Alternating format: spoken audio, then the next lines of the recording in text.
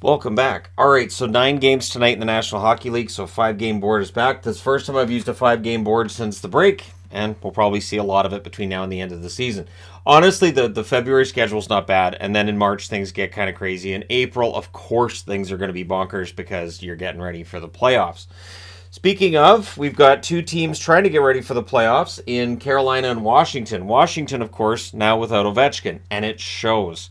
Really shows on their power play. So Anderson versus Kemper in this one. There was an issue with the net, the Canes net, that caused a delay. It delayed the start of the game by almost 10 minutes. Good early back and forth. The Canes press. They're kept to the outside. Natchez has a shot that's caught and held. Both defenses are blocking early on in this one. Doing a good job on both sides of the puck. Milano has a rush chance that's defended. Oshie has a turnover chance that's held by Anderson. The shots are 4-1 for the Capitals at 5.5 minutes. The Canes had a 3-on-2 that fizzles out. Caps draw a power play. The Canes kill it off. They allow 1 shot during that power play. The Canes went over 10 minutes without a shot during that first period. So the Canes, and that happens with them. They have these long droughts, and yet they somehow recover and end up winning games. Backstrom has a blast that's held, and then it's Burns. It was a good press by Carolina that leads to this at 15 minutes exactly. Burns gets the goal from Stahl and Martinook, and it's through a screen as well. Canes nearly add another, but before the period's out, on a rush chance, in the final minute, which means the McNugget minute, right? I remembered Oshie from Snively at 19:02, and it's in the McNugget minute, so if you're a Caps fan in that area, you can get your chicken McNuggets. Caps then look for the lead. It's 1-1 after 1, but in the second period, the Canes would end up getting the lead back. It's Stastny from DeHaan and Nason at 2:33. Stahl then has a rush chance that's held. Kotkaniemi is denied on a net drive as Kemper's keeping this one close. And then Snively scores. He gets a goal to go with an assist. Him getting called into action tonight, sometimes the surprise player ends up working out. Snively from Van Riemsdyk at 6:23. The Canes look to answer. Shots are 13-3 Carolina with 9.5 minutes left. Things get pushy after a hold by Anderson. The Canes end up getting a power play, and they score on it. It's Nason from Shea and Teravainen at 11:38. So that one's tipped in. Not much of a chance there for Kemper. Caps go to the power play. That's killed off. The Canes rush. They only allowed 2 shots on that power play. Caps go back to the power play. The Canes don't even let them set up that time. That's killed off. So we're going to the third period with Carolina up 3-2. Early press by the Canes. Chatfield's denied. Kemper holds on. Stastny fires one high from the slot. Shots are 6-3 for the Canes at 6.5 minutes. Caps tie it. Goalie interference challenge, and yep, it's no goal. So that goal comes off the board. Canes are blocking, tipping pucks out. Goalie pull happens with 1:50 left. With 1:15 left, there's a timeout called by the Capitals. But in the end, the Canes end up winning this one 3-2. They go to 35-10-8 with the win. The Canes go to 35-10-8. The Capitals go to 28-22-6 with the loss, and that's a tough one. So the shots in this one, 10-5 Washington in the first, 16-13 Carolina in the second, 13-9 Washington in the third. Final shots, 36-30 for Washington. Power plays, Carolina 1 for 1. Washington 0 for 3. The hits, 19-16 Carolina. Anderson saves 34 out of 36. Kemper saves 27 out of 30. And there you go. Carolina stays hot. All right, next up, Chicago and Montreal. This game actually did end up being pretty entertaining, although it didn't start out entertaining. So it's Stauber versus Allen, early jump for the Hawks. Entwistle has a shot that deflects out. The Habs press at 4 minutes. We had a fight between Murphy and Anderson. Anderson gets the instigator on that one, so that takes him out of action for 17 minutes. The power play's killed off. The Habs then rush. There's too many Hawks on the ice soon after that. The Habs get a power play, and they score on it.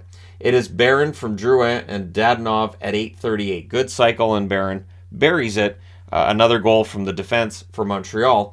And this is while Jackey's out. Jackey's out indefinitely. Power play for Chicago. Radish has a shot that's tipped wide. That power play is killed off. The Habs with a 3-on-2. That's broken up. It's 1-0 Montreal after 1. Second period.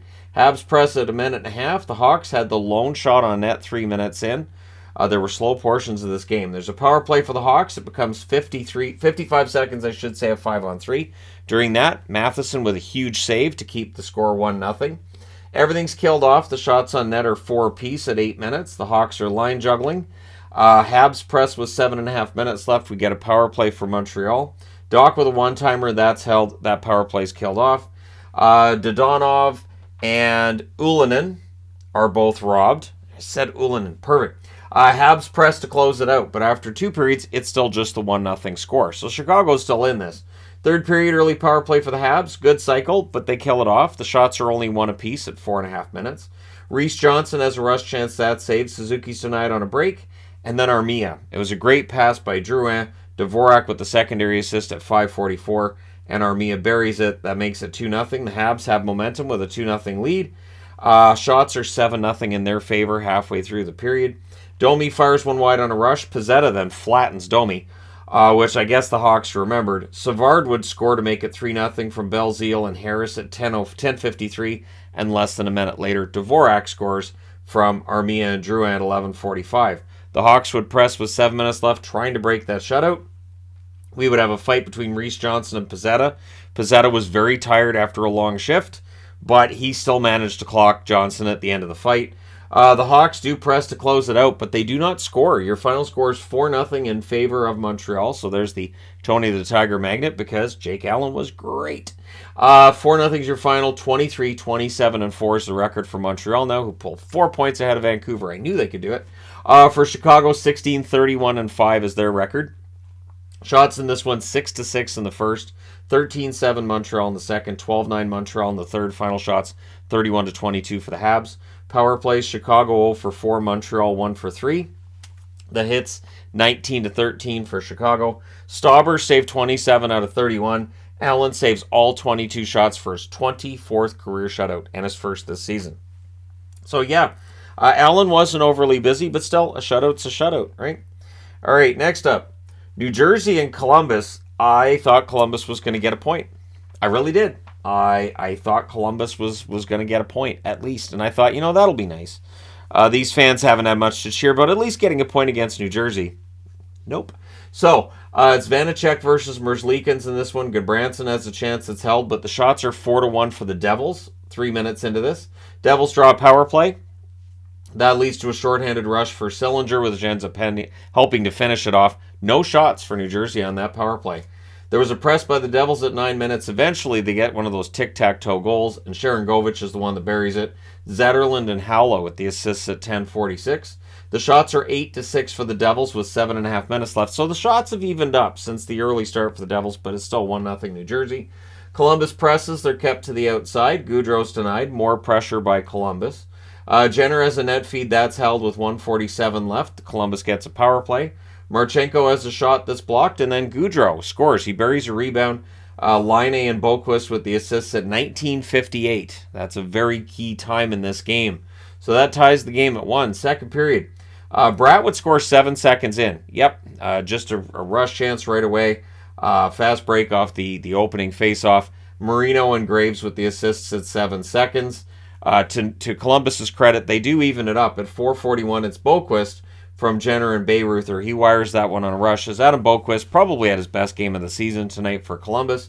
Columbus then looks for the lead. There was a power play for the Devils. That leads to a shorthanded rush by Foudy. He's not allowed to get a goal. Howell has a rush chance that's saved. That power play is killed off. Devils press are kept to the outside. We get a power play for Columbus. That was killed off. Columbus would press a bit after it ends.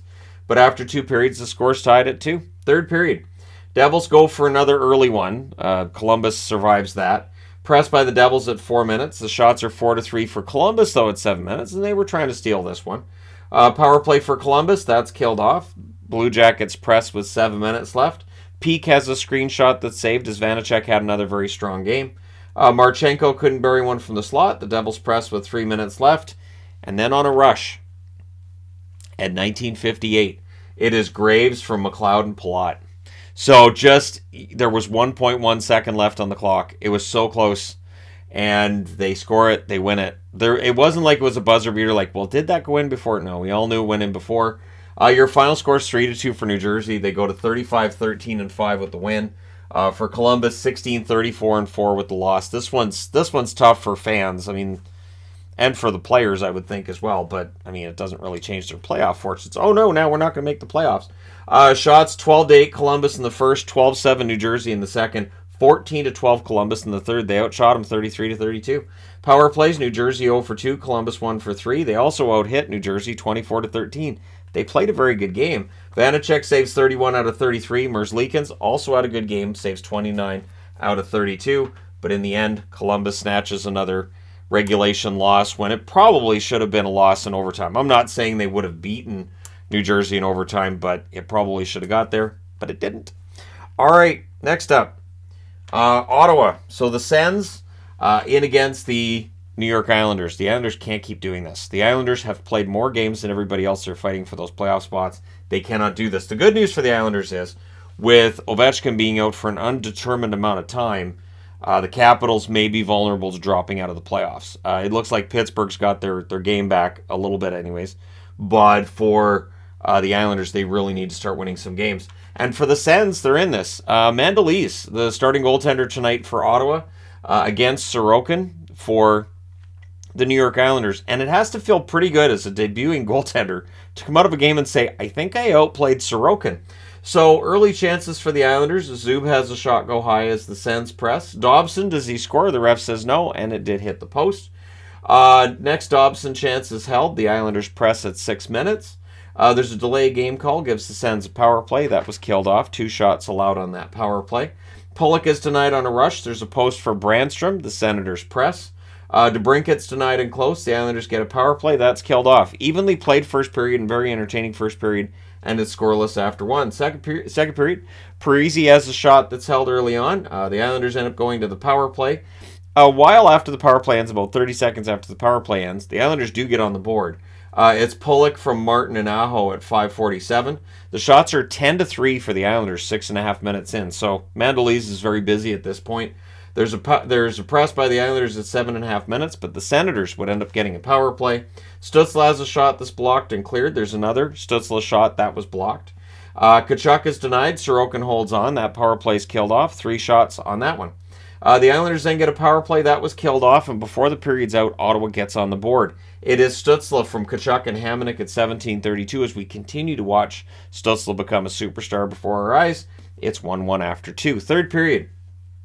Early power play for the Islanders. That was killed off. The Senators would then get a power play quickly after that, and they score on theirs at 3:41. It is Tkachuk from Stützle and Shabbat, and it's just one of those tip-in goals. Not much of a chance for Sorokin there. And the Islanders are behind at home against Ottawa 2-1. Islanders get another power play. They score on this one. It is Nelson who just wires it from Dobson and Barzal at 7:13. The shots are 9-5 for the Islanders with 9.5 minutes left. Dobson has a turnover chance. That's kicked aside. Senators press with 3 minutes left. Lee was denied in the final 30 seconds. So we're going to overtime. The overtime, Horvat was denied on a net drive early on in the overtime. Barzal has a chance that's defended. Nelson has a rush chance that's saved. Too many Sens on the ice, so the Islanders get a power play. The Sens killed that off. Kudos to them for that. And the Sens get pinned down. Everybody's on like 3-minute shifts by the end. I think Hamonic was like 3 minutes and 20 seconds. But they run out the clock. We go to a shootout. In the shootout, Stützle and Batherson score. Ottawa wins it. They win this one 3-2 in the shootout. They go to 26-24-3 with the win. The Islanders 27-23-7 with the loss. So it's a tough one. I mean, they get a point, but they really need to get 2, and they can't keep giving points to other teams, especially once they're in direct competition with shots in this one. 10 apiece in the first, 18-18 in the second, 15-6 for the Islanders in the third, 5-0 Islanders in the overtime. Final shots, 48-34 for the Islanders. Power plays, Ottawa 1 for 3. The Islanders 1 for 6. Hits, 25-21 Islanders. Mandolese, or 25-21 Senators. Mandolese saved 46 out of 48. That's how you have a debut. Sorokin, 32 saves on 34 shots. So I did see the question today, why didn't they pick up Spencer Martin? Because they have 2 good young goaltenders. It's a matter of how long you can go with these 2 young goaltenders before you say, we need to add somebody. That's the question I have with Ottawa. But for today, it's not really a concern. All right, next up. Moving on to the next game. The last game on this board is Florida in against St. Louis. Florida, it's frustrating to watch as from game to game they look great and then they kind of look lost. And it's just, it is tough because they're right on the verge of being above the playoff line. They just can't quite get there right now. So it's Knight versus Binnington. The shots are only 1 apiece, 2.5 minutes in. Power play for the Blues. That was killed off. No shots allowed by Florida on that power play. Blues press afterwards. The Panthers are blocking. The Panthers end up drawing a power play.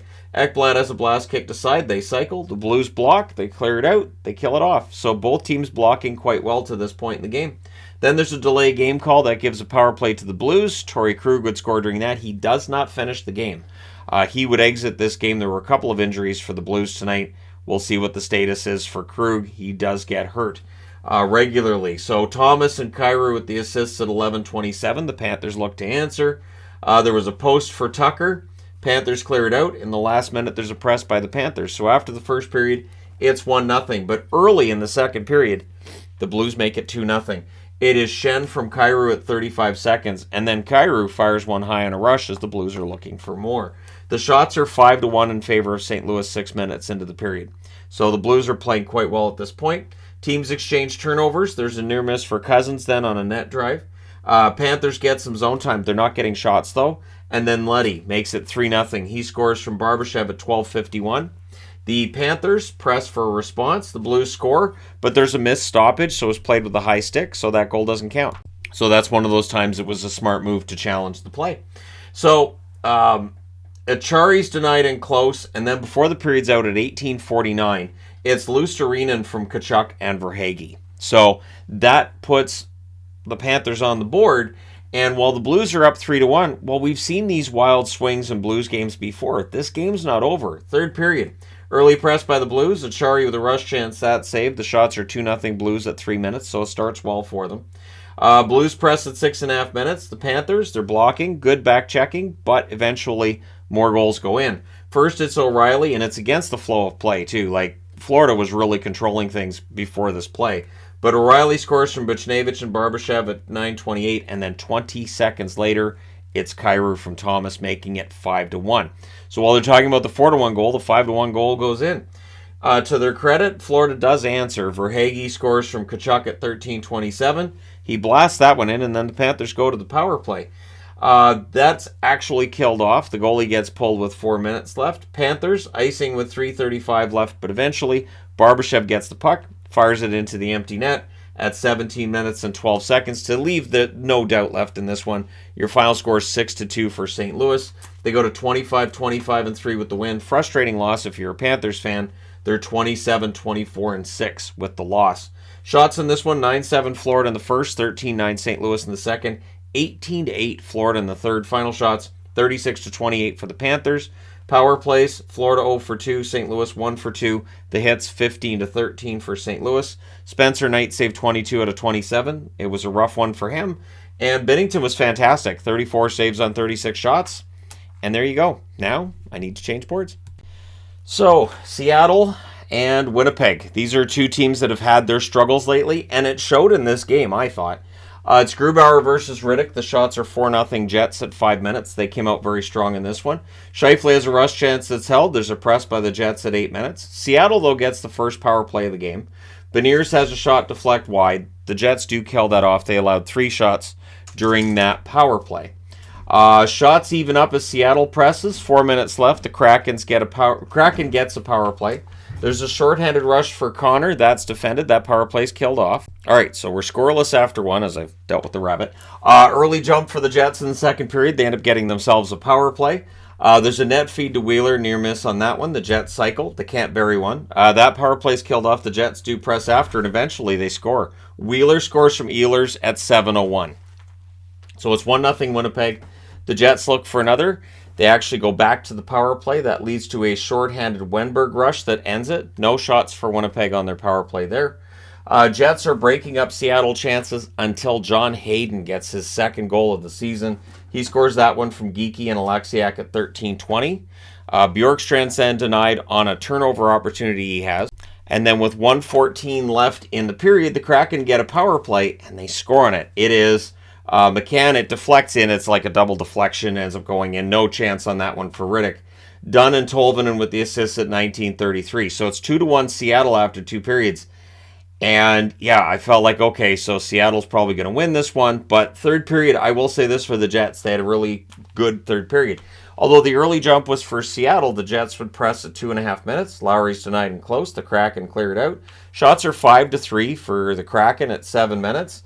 But at 9:39, during a little brief press here, Dubois scores from Morrissey. He buries the rebound there, and it's suddenly 2-2. Kraken press with 9.5 minutes left. Ehlers is denied as the Jets press for the lead. Tolvanen then had a shot that was held. Geekie has a chance to flex out. The Jets draw themselves a power play. Near miss for Morrissey. Scheifele is denied.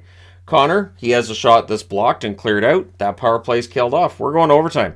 In the overtime, the Kraken 5-3, the Jets 7-1. Very good in overtime. Those overtime records don't change. Jets control early. Morrissey's denied. There was a near miss for Eberle. Then the puck goes the other way. There's a near miss for Wheeler.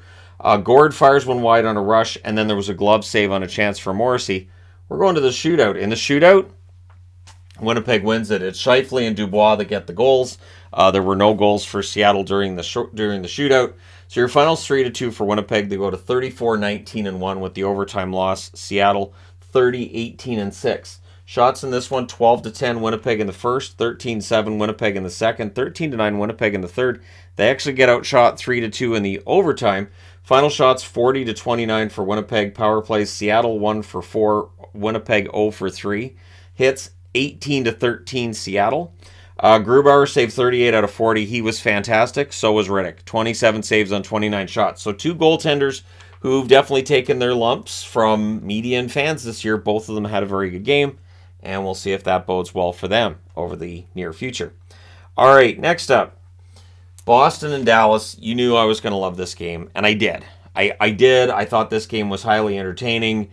This is one time where I'm perfectly fine with overtime. I'm like, cool. Both teams I cheer for get a point. And if I realized, too, watching this game, if this was a Stanley Cup final, if they ended up meeting the Stanley Cup final, that would be the most obnoxious recap videos you've ever seen. So, because I cheer for both teams. I don't care. It's Ullmark versus Ottinger. And you would think I'd cheer for Boston in the games, but I don't. I cheer for both. I've done that live, too. I've been at Dallas-Vancouver games and cheered every goal by both teams. It's obnoxious. So Pasternak has a rush chance that's held early on. The shots are 3-1 for Boston a minute and a half in. They came out ready to play. We get a power play for the Bruins. Bergeron has a shot that deflects out. A pretty aggressive penalty kill, multiple clears. And Dallas did a very good job of neutralizing that top line for Boston tonight. They frustrated Marchand badly. We get a crossbar for Zacha. That's as close as they get. That's killed off. Marchand's then denied and close. And then Hall, who's been fighting it lately, he gets a goal from Lindholm and Krejci at 10:33.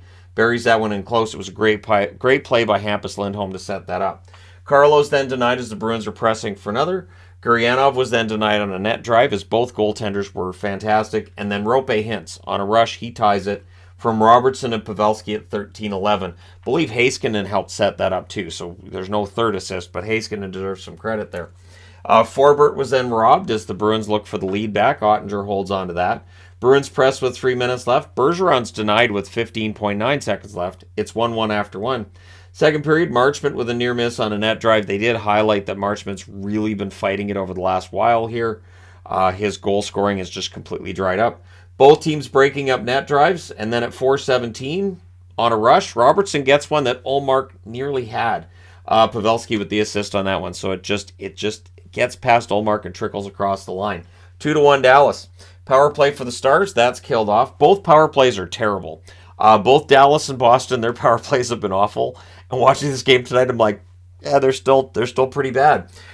So Bruins get a power play. Pasternak's denied. Ottinger holds on. Krejci has a blast that's saved. Those are your two shots on the power play. Dallas does kill that off. The hitting's ramping up at this point, too. That was fun to watch. Power play for Dallas. Nope, he high-sticked himself. The referees get together and talk about it, and they decided, the one, I guess, saw that he high-sticks himself. I think it was Johnston high-sticks himself, and so no power play. The Stars would get a power play shortly thereafter, and it would become a 5-on-3 for 57 seconds. Boston kills that off. That's your big moment if you're the Bruins. So we go to the third period. Early press by Boston, but the shots are even at 2.5 minutes in. There was a power play then for the Bruins. Lindholm has a chance that's held. That's killed off. Greer then had a shot that deflects out. Miller has a turnover chance. That's held. Clifton couldn't bury a rebound. And then on a rush opportunity, the Bruins tie it.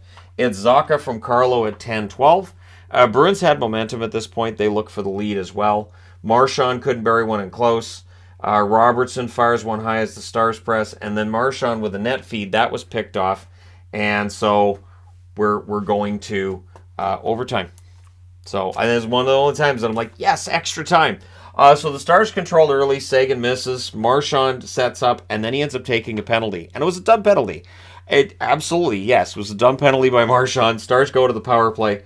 Bruins call a timeout. Robertson was denied during that. The Stars then call a timeout. Everything's killed off there. So I can't prove that the Bruins intentionally took a penalty in overtime so they could get it to 4-on-4. The Bruins are lethal 4-on-4 hockey. These guys are, and I said that as soon as Marchand came out of the box. I'm like, oh, it's 4-on-4. This really favors Boston. Pastrnak scores. He gets the goal from McAvoy and Zacha at 3:44. One-timer, no chance for Otter on that at all. And the Bruins have now outscored the opposition 7-1 when it's 4-on-4. They love 4-on-4 hockey. They remind me of the Edmonton Oilers of the 80s that way. They would intentionally get 4-on-4s because they were lethal at it. So Boston wins this one. It was a close game. They win it 3-2 in overtime. They go to 48-5, so they've won 40 games. They now have 85 points. Dallas 30, 14, and 11. 11 points in overtime and shootout losses. It's just, it's not great. And I understand that they're first in the conference, but their lead over Winnipeg is not that big. And all of those points lost in extra time. It's like Calgary. Could cost Calgary a playoff spot. It could end up costing Dallas first in the division. Shots in this one, 15-6 Boston in the first, 10-9 Dallas in the second, 12-9 Boston in the third. In the overtime, 6-1 Dallas. They had a power play. That'll happen. Final shots, 37-31 Boston. Power plays 0-3 for Boston, 0-4 for Dallas. Hits, 28-21 Dallas. Ullmark, 29 saves on 31 shots.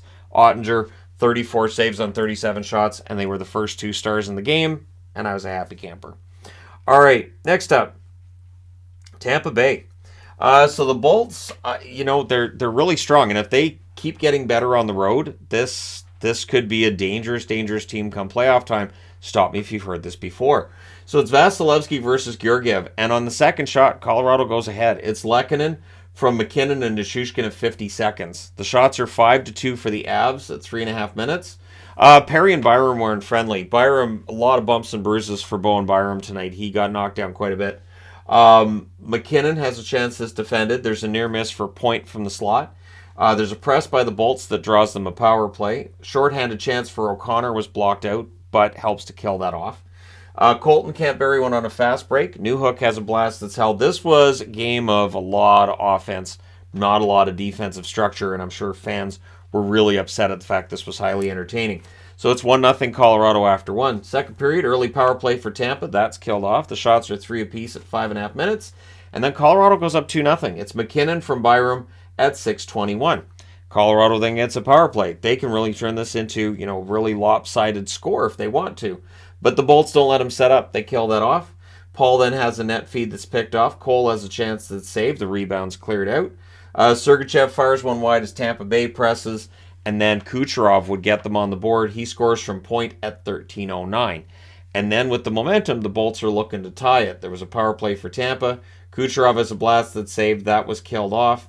Killorn versus Compher takes place. Not a fight I would have expected, but hey, the Avs come out of that with the power play. There was a toe save on a tip by Vasilevsky. I can't do it justice. It was a fantastic save. It was just amazing. That's cleared out. That's killed off. So after the second period, it's 2-1 for Colorado.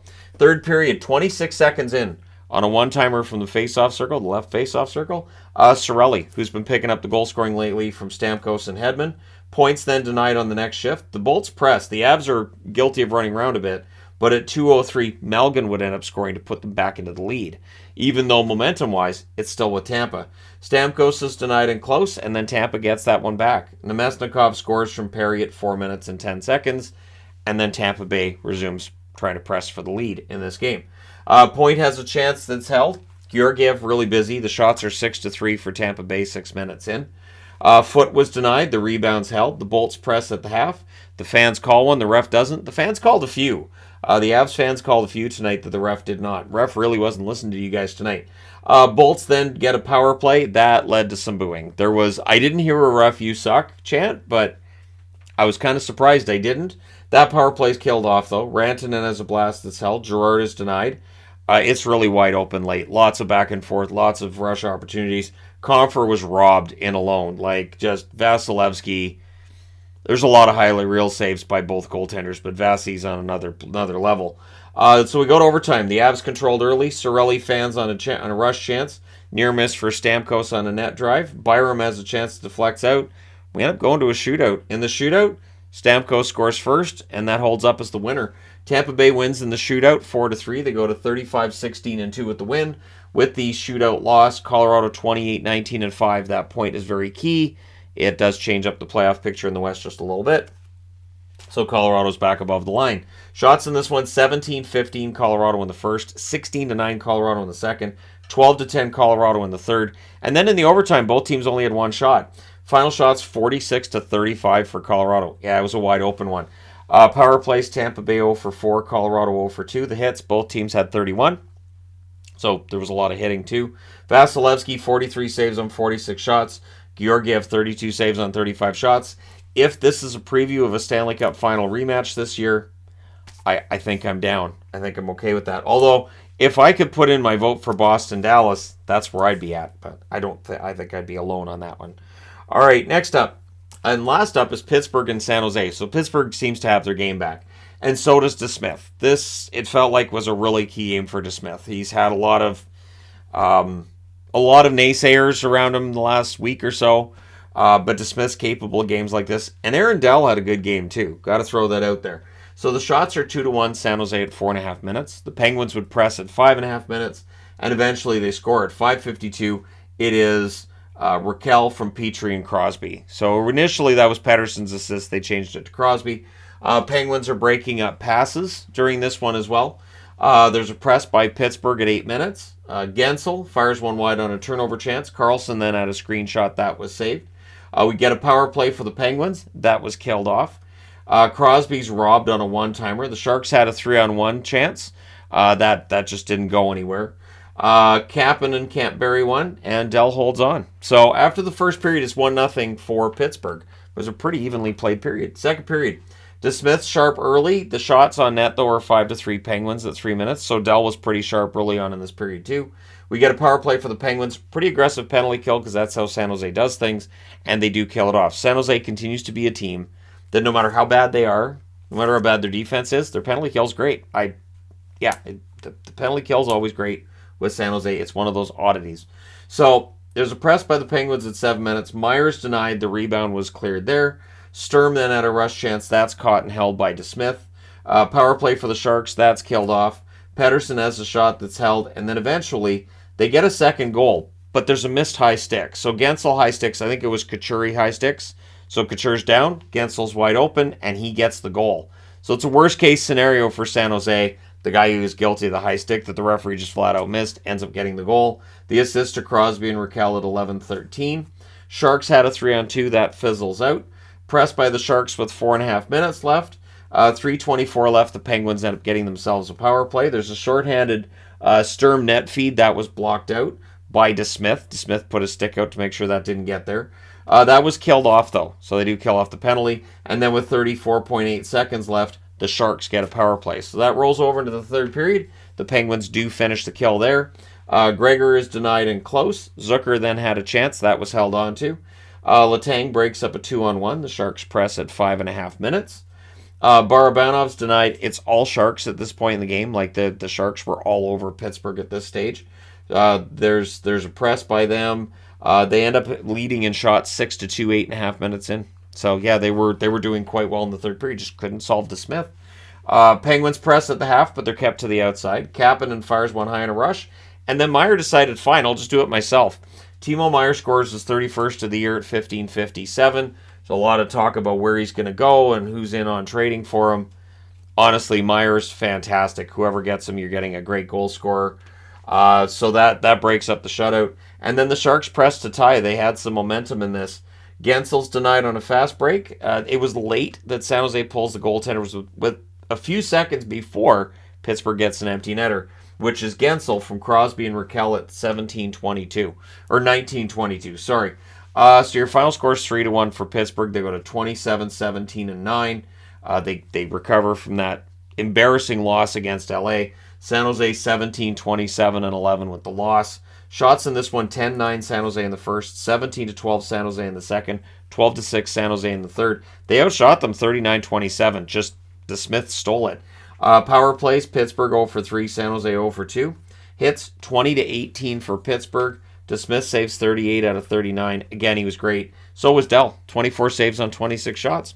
So there you go. You guys are all caught up on tonight's games. Let me know your thoughts in the comment section below. As always, don't forget to hit like and subscribe if you're browsing your way through. You just happened upon this video. And hey, thank you guys so much for watching, for all your support. I will talk to you again soon.